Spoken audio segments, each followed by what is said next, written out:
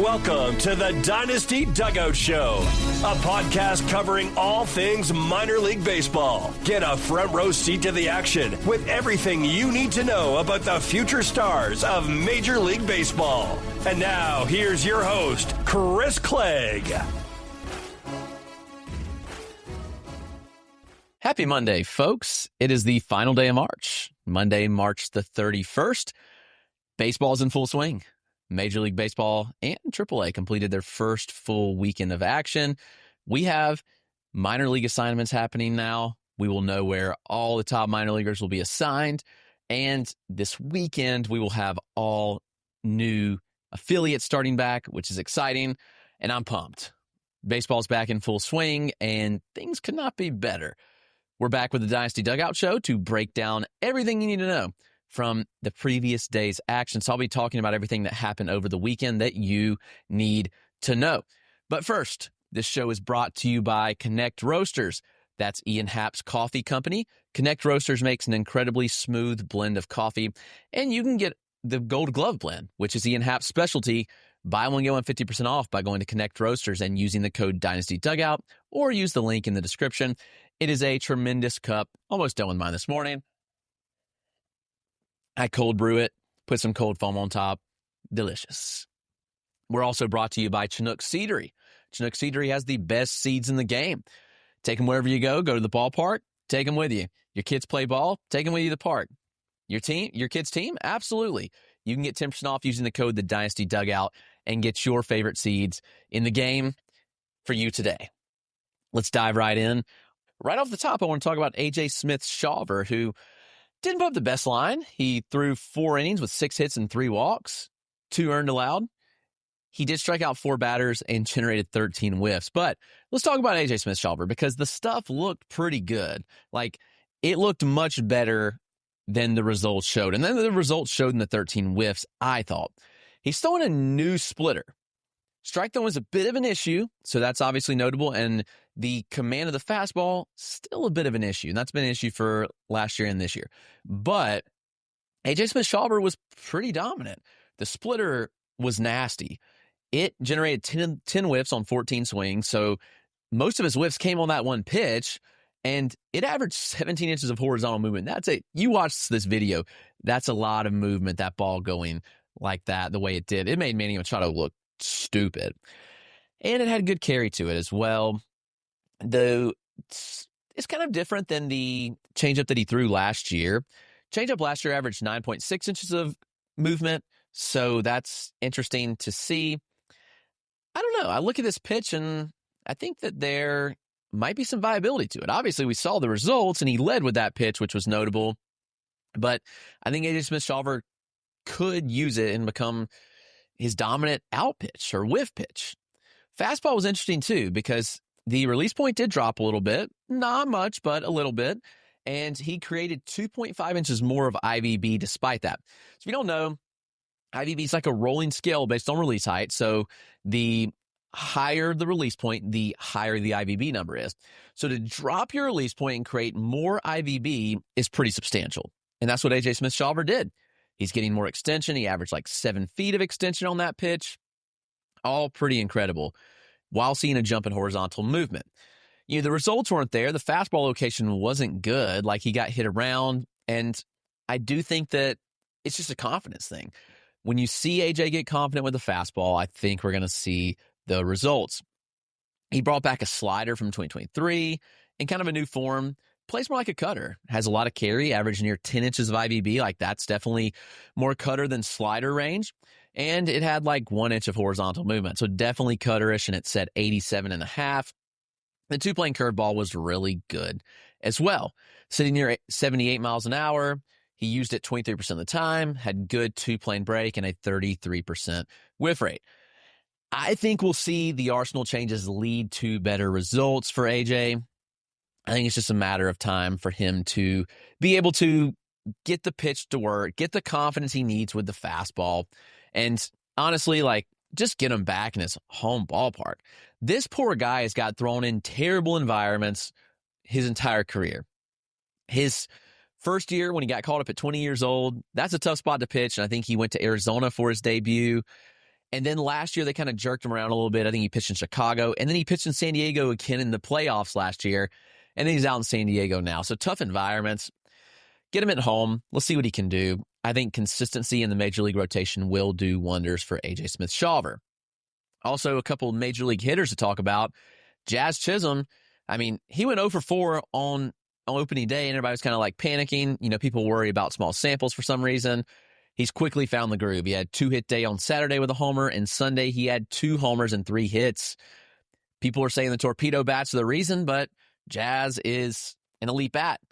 Jazz thrives in an environment where there's fans. He was in Miami. There was no fans. He thrives in a winning environment. What did last year tell you? He got traded to New York in July, and I think he had near 200 plate appearances with a Yankees jersey on, and he paced for 33 homers and 54 stolen bases. I don't think he puts up those numbers, but it's a 30-30 season in order. Yeah, probably so. Sure, there's whiff. There's concern there, but he overcomes it. I mean, when he puts the ball in play, he makes things happen with his speed, with his power. He's lifting the ball more than he has in the past, which is notable. His air rate on batted balls is 87.5% right now, and the hard hit rate sits at 50%. 4 of his 8 batted balls have been in the 100 miles an hour or harder, including 209 mile an hour shots. No stolen bases yet, but he hasn't had the opportunity because of all the homers. We'll get there.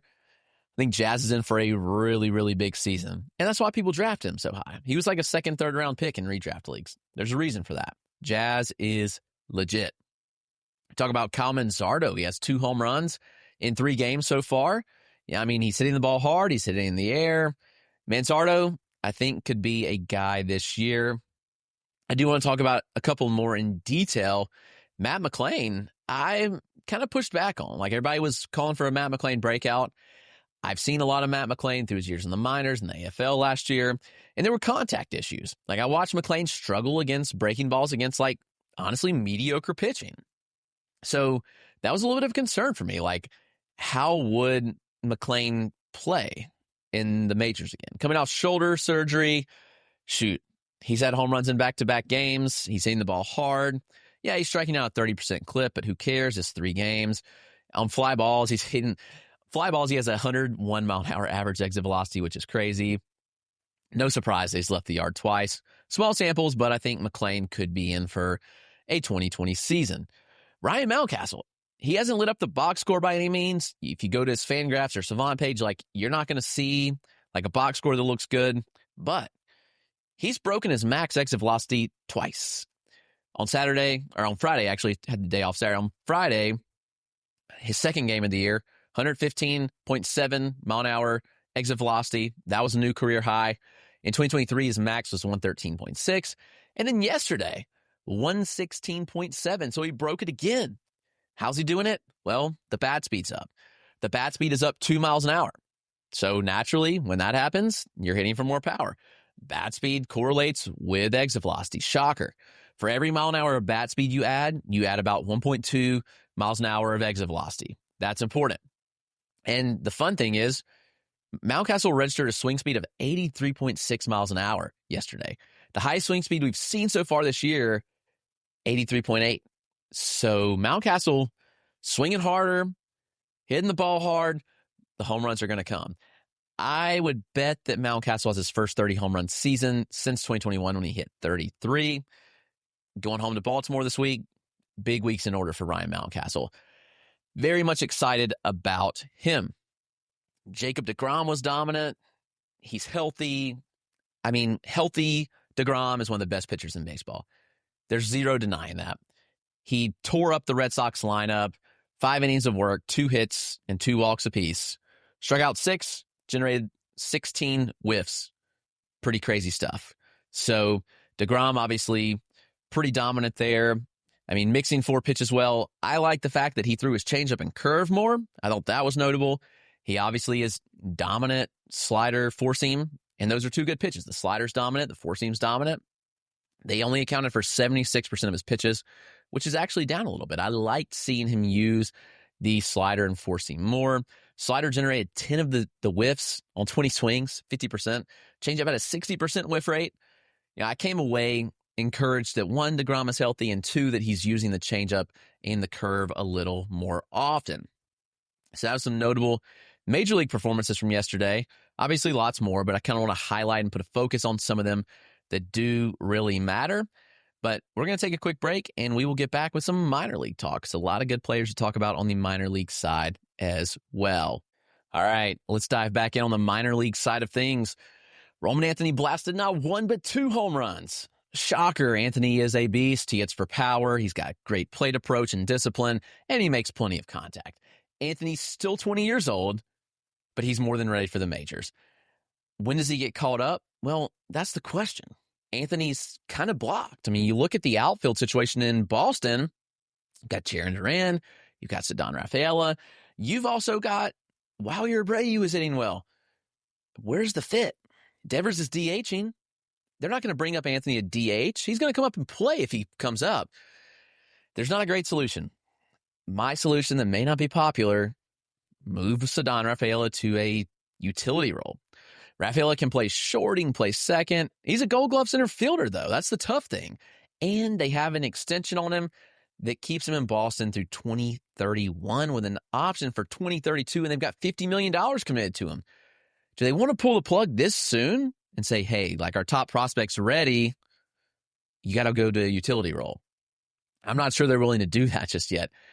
But my case for bringing up Roman Anthony is now you have 2 chances to have a Rookie of the Year winner. Christian Campbell's up and hitting. Bring Roman Anthony up and let him hit. Why? Because if one of them gets the Rookie of the Year award, and Anthony would have to come up in basically the next 10 days, needs to be up by April 10th to get a full year of service time. And if he does, if one of them gets Rookie of the Year, the Red Sox are awarded with a PPI pick, which would be right after the end of the first round. And that's significant money to the bonus pool, and that helps you out substantially. We saw the Mariners knock the draft out of the park after Julio Rodriguez won Rookie of the Year. They got the PPI pick. They had 2 picks or 3 picks in like the top 31 picks, I think, and it enabled them to do some really creative things in that draft. It's worked out pretty good so far. I'd love to see the Red Sox make a run at this. Anthony had 3 batted balls over 105. His home runs left the bat at 109.6 and 106.4 miles an hour. Absolutely smoked. I mean, what else does he need to prove? Like, Anthony's proved it time and time again. He could have been on the opening day roster, and I would have been shocked. Like, this kid's ready. It's just, how does he fit into this equation? And I'm not sure there's a great answer to that yet. But I do believe that Anthony's going to find his time and force his way into the lineup sooner than later. For the Red Sox sake, why not bring him up for your home opener this Friday? I mean, that seems like the logical thing to do, especially considering if you're going to bring him up at the end of the month, might as well do it 3 weeks earlier and get a chance at the PPI pick. That's just my opinion. I don't know if they do it. We shall see. Coby Mayo hit a homer. He had 3 hits. What he said was true. When he was sent down, he had a frustrated interview. And he said, I'm in a lose-lose situation in Norfolk. I mean, he's not wrong. He blasted a homer. He had 3 hits. He had a 113.2 mile an hour line out that was smoked. And people will just call him a quad A player. Like, he performs in AAA. Oh, he can't hit in the majors. He has had 46 major league plate appearances. Can we stop calling him a quad A player? He can hit. He has average contact skills. He's shown that time and time again. Mayo has not had enough time in the majors for us to say he's a bust or a quad A player. That's ridiculous. And Mayo is going to prove the Dow Jones all he can do. Continue to hit for power.